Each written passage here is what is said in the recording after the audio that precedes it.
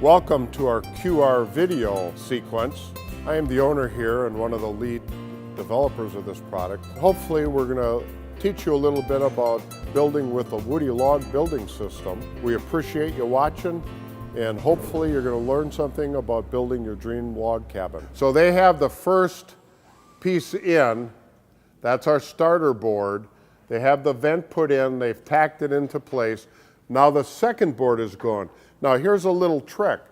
They ended at this end putting the first board in, so they'll start there putting the second board in, and then they'll just work back and forth. So George, go ahead and hand them the next one that goes in. Again, the chart will show you which one goes in next. This happens to be a 7-foot board, and they are going to wrestle the tongue or the groove of the board into the vent. Okay, and they're wrestling with a little bit at the splice there. But once they get that in, they'll pull that together and the vent is in. Again, a nice trick for getting a continuous roof vent. Again, remember, when we insulate a roof, and it has to be vented in a cathedral ceiling, and that's what our buildings are called. There's a vaulted ceiling or cathedral. You have to vent that roof by code. The main reason we vent it is if you're putting asphalt shingles on, warranties sometimes don't apply if you don't ventilate the roof. So we're going to we'll see an air cavity in a later shot of this as we put this whole thing together. But this allows you to have it all vented. You don't have to later on cut box vents in or anything like that. This venting is sent in your phase 2 kit. And we typically always send it brown. Now George is going to send them a 112-inch board now. 112 inches spans between two rafters. Remember, we talked about 56, 56, 56. That's the spacing of our rafters, is 56 inches. So 2 times 56 is 112. So these are pre-cut at 112. Again, they're getting it in. It's all spaced and everything. Once you get this in, and actually the next board, once you get these all in, about as fast as they can hand boards to you is how fast this goes up.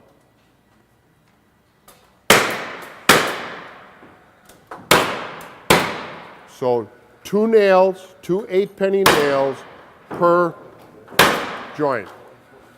Now if you'll notice, this is staggered. This will be staggered, and we'll show that. So I have a joint over here, a joint here. The next one will stagger, so we won't have a joint right there. So George is going to hand them a 14-footer now, because that's the next one that'll go. So again, this board, the second board will take a little bit longer, because you got to work that splice into the groove that's already there on the tongue and groove ceiling boards. We got the first 2 boards in. Those are the hardest boards to get in because we're aligning the vent inside the first 2 boards. We're aligning the first board that we put on along the building, hanging it over just a little bit. The next board is also important too, the third board. That has to get secured to the outside closure board. So Josh is going to put a bead of adhesive right across the whole rafter, and he's putting a small bead. This sealant is sent with your building. It's a special sealant. If it's going to ooze out, have it ooze out to the inside or the closure area. You won't see it there. So Al, he'll hand the gun to Al and he'll put a little dab over the top of the rafter. This is a sealant that'll keep the air infiltration out. So before you put this board, the third board in, just seal this. And that's all there is to it. We're gonna, once we put this board in, they're also gonna screw the next ceiling board to that closure board, the outside closure board. The instructions will show you some detail on that, but I wanted to show you that. Don't cheat on that step either. Make sure you get a little screw in there.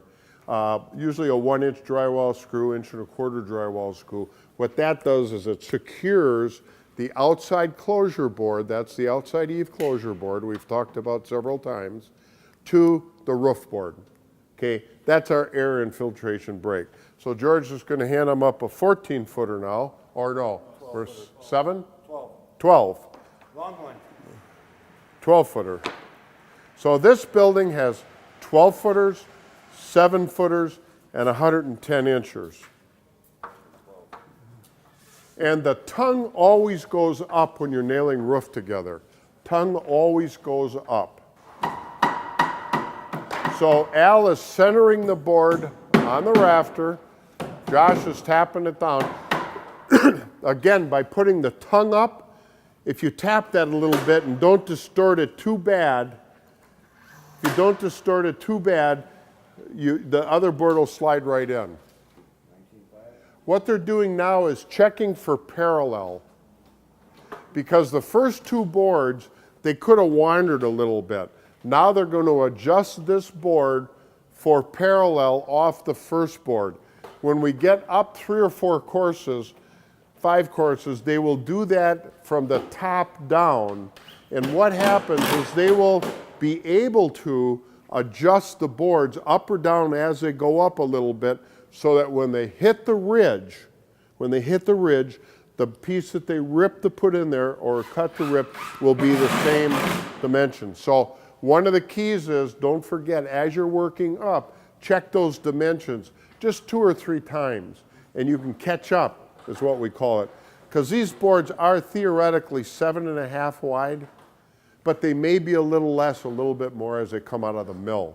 So, trick you want to know. Now they'll get the next board in. Go ahead.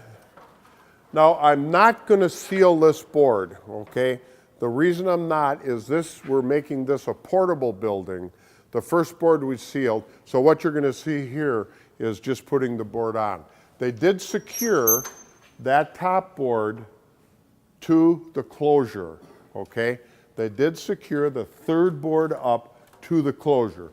Again, we'll talk about that in detail in our instruction manual, but I did want you to see that because it's important. So now the next board that goes up, 112. Go ahead, George.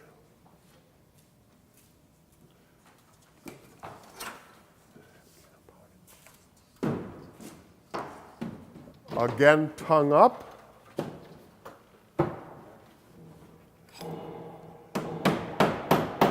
And they're all set to go. Typically, in knotty pine, you would just nail the tongue down.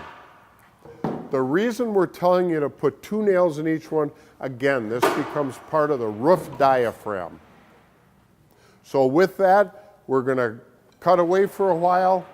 We're going to let them run a bunch of boards. We'll come back and show them how they measure to space the boards once they get up. Now, before I leave, though, we have that stay lat up on top.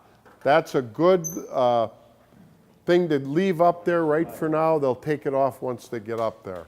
So we'll let the guys go. In about an hour, they will have this ceiling totally up.